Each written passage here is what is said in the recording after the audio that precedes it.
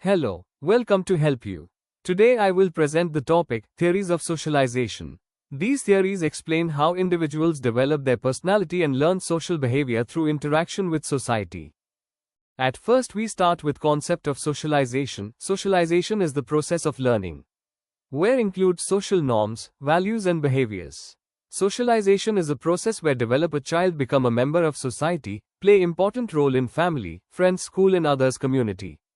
They also develops their personality and social identity. I am already explained types, stages and meaning and concept of socialization in another video. You can also see this from playlist. Now start theories of socialization.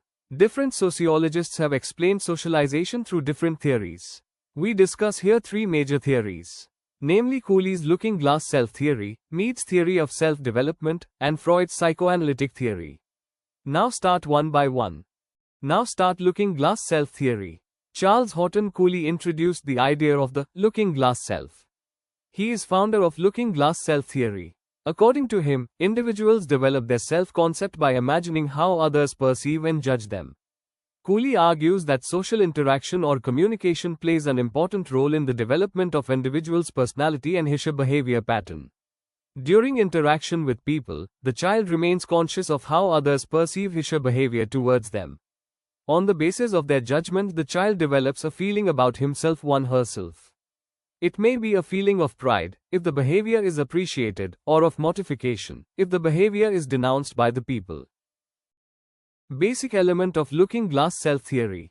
Cooley explained three steps in the development of the self. First, we imagine how we appear to others. Second, we imagine their judgment. And third, we develop feelings such as pride or embarrassment based on that judgment.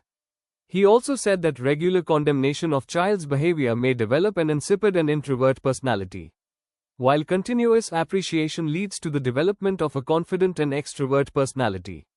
Thus, social self depends on the social interaction. Individuals' values, ideas, attitudes and habits are shaped by the ideas and attitudes of the people of the surrounding with him. This is the base of her socialization. He also said primary group plays central role in socialization. Primary groups are characterized by intimate, face-to-face association, direct cooperation and conflict, a relatively free play of personality and of sentiment. Though primary groups are present in all social organizations. Now start another socialization theory. Mead theory of socialization. This theory given by George Herbert Mead. George Herbert Mead explained that socialization occurs through communication and symbolic interaction. Individuals learn social roles by understanding the perspectives of others. He explains socialization as resulting of acts of consciousness. Mead started his theory with two basic assumptions. First, the biological frailty of human organisms force their cooperation with each other in group. Second, those actions within and among human organisms that facilitate their cooperation, ensure their survival. Mead also recognized that the unique feature of human mind is its capacity to use symbols or language. Stage of self-development. Mead explained three stages in the development of the self: the play stage, the game stage, and the generalized other stage. These stages help the child understand social roles and expectations. Play stage. This is first stage of self-development.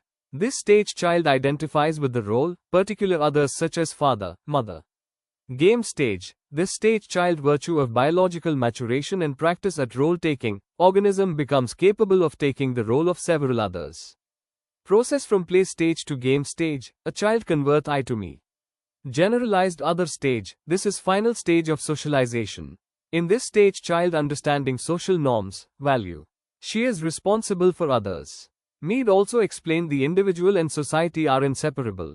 Society represents the organized interactions among diverse individuals. Thus, the individuals creates social environment. On the other hand, only society makes individual a human being. Another socialization theory, psychoanalytic theory. This theory given by Sigmund Freud. Sigmund Freud explained socialization through psychoanalysis. According to him, formation of human personality is an outcome of the interplay of biological, psychological and social faculties. He explained behavior pattern and personality with three basic principles. First, every conscious action has a cause in the unconscious. Second, that conscious is simply a puppet in the hands of unconscious.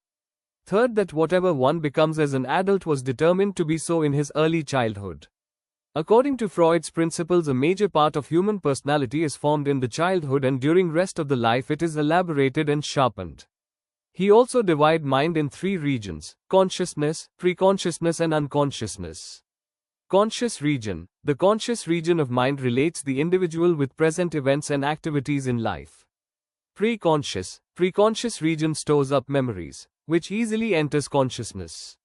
Such a memory can readily be called to mind. For example, say the word school and you will recall an incident or a series of incidents from your school days.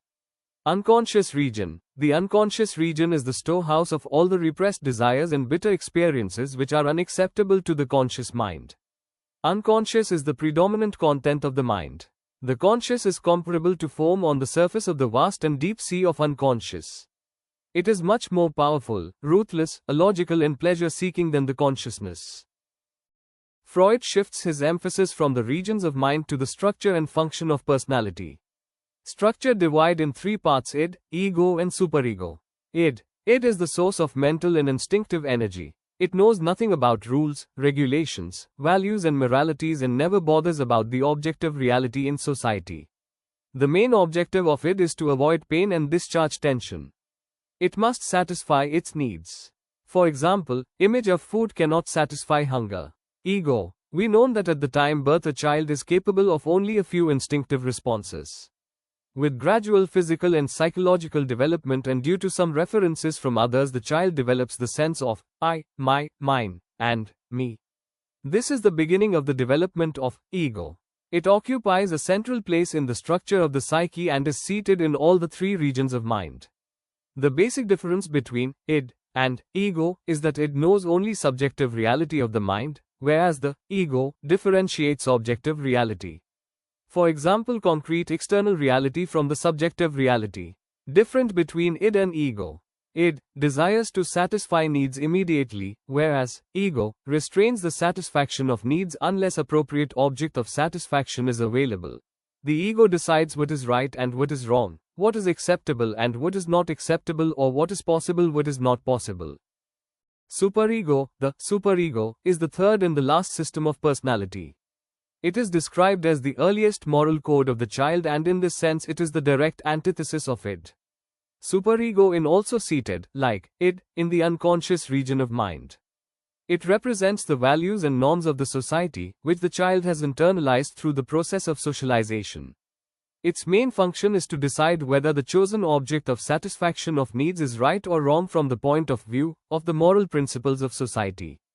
In this whole structure of psyche, ego occupies a central place because it is expected to maintain a balance between the two opposite forces of id and superego. As we have already seen, id demands direct instinctual satisfaction, whereas superego as an internalized moral code checks the flow of id into undesirable and unapproved channels. According to Freud, the sole purpose of psychoanalysis is to strengthen the ego. A weak ego is prone to all disorders. If ego remains weak and it becomes stronger, then the result would be an antisocial behavior, delinquency or crime. If superego starts dominating the psyche, the result is suppression, leading to neurosis. Therefore, for the development of a healthy and socially useful personality, it is necessary to have proper balance between id, ego and superego. In conclusion, socialization is essential for human development. The theories of Cooley, Mead, and Freud help us understand how individuals develop personality and learn social behavior through interaction with society. Thank you for watching this presentation. I hope you found the topic helpful and informative. If you enjoyed this educational content, please like, share, and subscribe for more learning videos. Your support helps us create more educational resources. Thank you and have a great day.